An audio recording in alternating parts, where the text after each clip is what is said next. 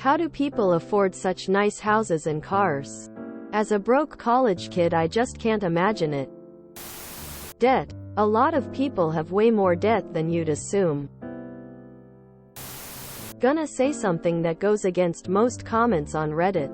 You'd be surprised the amount of money a lot of people make. Some people have their own businesses, or have high-paying professions, dual income, inheritances, save a lot over many years, etc. It's definitely not the average if you look at metrics, but quoting average income in the USA is misleading since income can vary by city, and house prices can vary across the street from a bad area. From my experience, it depends on what circles you surround yourself with, and it'll also kind of set certain expectations for yourself. Someone whose parents earned minimum wage, their kids might shoot for making $45,000 in benefits as a dream job. Someone else might think $60,000 is incredible. If your friends were professionals making $120,000, you might put that as your baseline to work to. It's also sometimes harmful when kids see high-earning parents and try to live up to it by grinding long hours at jobs to compete. I've known some people that imagined $100,000 is what doctors and engineers make after 20 years of experience, without realizing that some of them can make $200,000, $500,000 with the right career trajectory. I think it's a combination of making the right career decisions, a little bit of luck, hard work, sacrifice, but also setting your sights on a goal and pursuing it. Not everyone succeeds, and sometimes it's not their fault, but the most successful people I know, yes, even ones that grew up poor, materialized their own opportunities. Dual income and debt. It took a while to get there.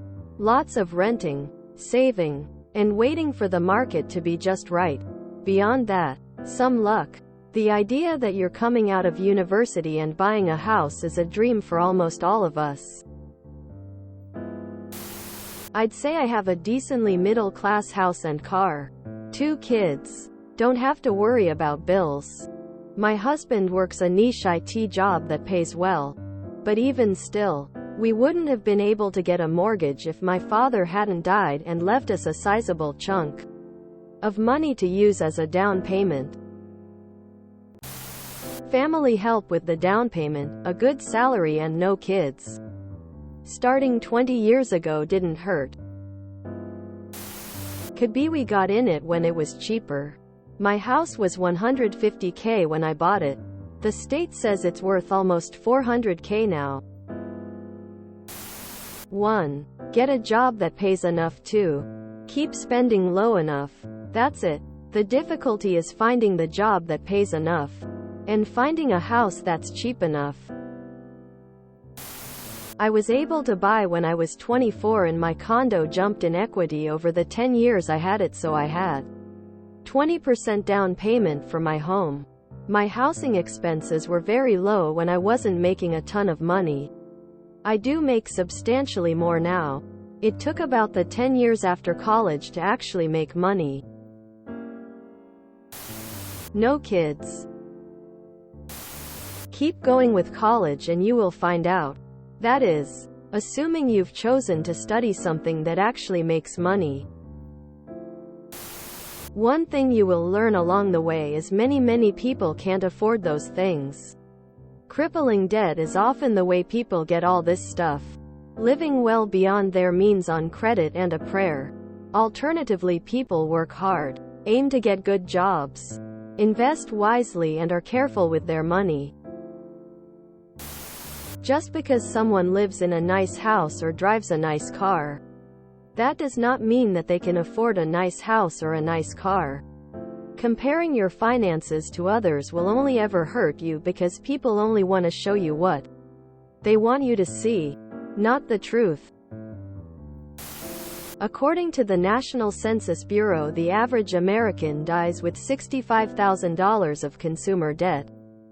In other words, the average working Americans are incurring more debt than they'll ever pay off. Does that answer your question? I'm interpreting your question as, how can I meet my financial goals? Quote. Below are 6 dials to turn to get to your goals. Turn them all, and I think you will be successful. Turn none on them, and you'll have a tough time. Hope this goes without saying, but meeting financial goals less than happiness. A. Work tirelessly in an endeavor that pays you, earns you enough money to someday achieve your goal. Make yourself as valuable as possible in your endeavor, through talent, knowledge, etc. B. Hitch your wagon to someone who is pursuing A. Optional. C. Give it time. Stay healthy. D. Let your money work for you. Save and invest. E. Avoid things that have negative effect on your financial goals. Debt, expenses, bills, relationships. Outside of B. Children. Spending everything you earn. Vices. Time not spent on the items above. F. Be lucky. One thing to know is that a lot of people have generational money, as in their parents have money they pass on to them, as the parents' parents did for them, and so on. It's such a foreign concept to me, but I know so many people who have this as a part of their lives that it's just ponderous. That said, I freely admit that I am insanely jealous of them, as it is something I have never and will never know.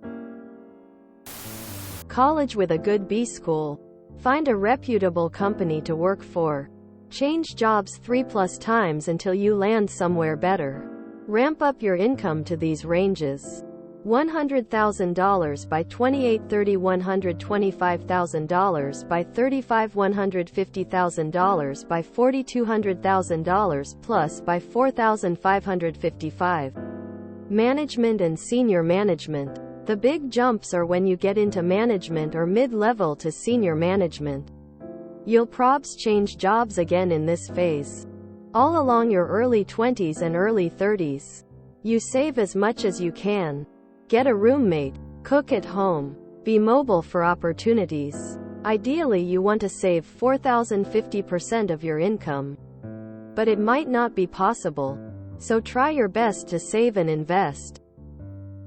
Income and wealth. Savings, investments have a feedback loop of a relationship.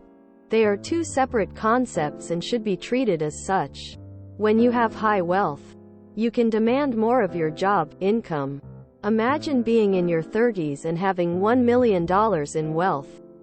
You determine your situation, not the company. Demand a raise, demand a promotion, tactfully, or move laterally to another company. You are no longer a kite in a hurricane. Now combine these results with a stable partner making similar income. That's going to be $300, $400,000 ladder in your career as a household. You'll live a great life. This route is more white-collar business school, finance or sales oriented, as that's all I am familiar with. I realize it represents closer to the top-tier expectations. However, I don't expect anything less of myself, nor should you, as you are competing in the marketplace for jobs and maneuvering opportunities and paths. Good luck, and spend time strategizing objectives on how you improve your situation every day. I started investing at 18 plus 20 years of working. Sometimes a good paying job.